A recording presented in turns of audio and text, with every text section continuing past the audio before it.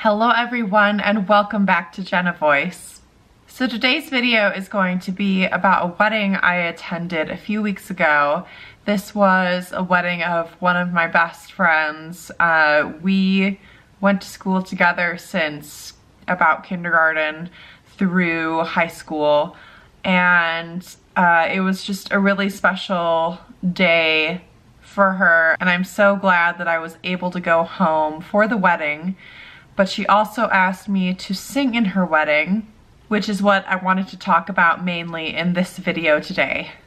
So the piece she asked me to sing was Ave Maria by Schubert, one of the most commonly sung pieces in churches, and I've sung it many times before. I'm associated with a folk group at my hometown church, and just about every time I go home, they ask me to sing that piece, which I'm happy to do. I have to say it's a beautiful song. It's one everyone knows, and I often get kind of tired of singing it just because I've done it so many times and it's so well known. There's just a lot of other wonderful repertoire out there to be sung, but singing it for my best friend's wedding gave me a new appreciation for this song. Now, her wedding was in a really beautiful church, very much in the cathedral style with vaulted ceilings, stone church with wood ceiling, so extremely acoustic, really good conditions for singing. I assumed that they were having a pianist play for different parts of the service. They weren't doing a full mass wedding or service wedding, whatever you call it, depending on your denomination. It wasn't a Catholic service, but it was still religious in focus. So I assumed, I didn't ask, I should have asked, that they were having someone play the piano for different parts of the service. So when I got there, I had an extra copy, got there to the dress rehearsal for said accompanist, but turns out they did not have somebody.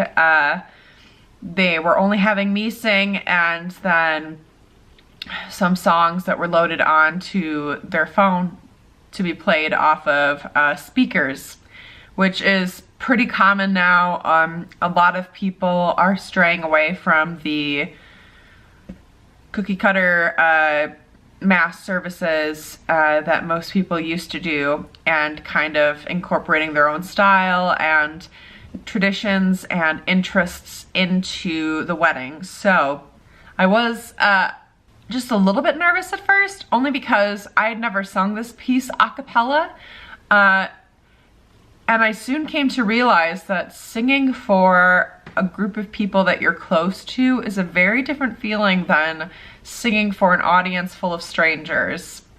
There's just a lot more emotional weight attached to the piece, to the setting, to the place that you're singing in. It was a very emotional wedding. It was a very weepy, and it was honestly hard for me to keep it together until I sang. I was not prelude. I was towards the beginning of the service, but it was after everybody had entered the church, and that was emotional to see her walk down the aisle, and her husband was crying the entire time. It was just so sweet. So that taught me a lot of self-control in controlling my emotions, because I would have cried a lot sooner if I had been allowed to. But I kept it together to sing the piece. It went really well. Luckily there was a piano in the space, so I could use it just to get my first pitch, and then I was fine. But yeah, I'm grateful that it was such an acoustic and beautiful space to sing. You know, if there was a space I had to sing something a cappella, that was the space to do it. It just rang so beautifully. It was so easy to sing in that space, and it just felt like a really special moment and gift that I could give her and her husband on their wedding day. And since I kept it mostly together for the service, I saved my tears sort of for the reception. There were some weepy moments there as well with the speeches, and they did a slideshow of both of them growing up and their relationship, and it was just really beautiful. And I'm so glad that I was able to be a part of it that day. Yeah, I guess the biggest moral of the story is to not take any piece of music for granted, even ones that we've performed tons of times before. It means something different to everyone who listens, and if you're able to reach out to somebody who's listening to that piece every single time you've performed it, then it means something. Even if it wasn't particularly touching to you for that performance, remember your audience. Remember what this might mean to them. Somebody I was sitting near in the church actually said they played this at her father's funeral, that piece. So that had special meaning for her. You know, you really just don't know what each song means to anybody who could be sitting in the audience. So it was really special, and I'm not going to soon forget how that felt to sing that piece the next time that I have the pleasure of singing it. So if you're in a similar situation where you're singing a piece that you've sung 1,000 times before, just remember it might mean something really, really special to even just one person in the audience.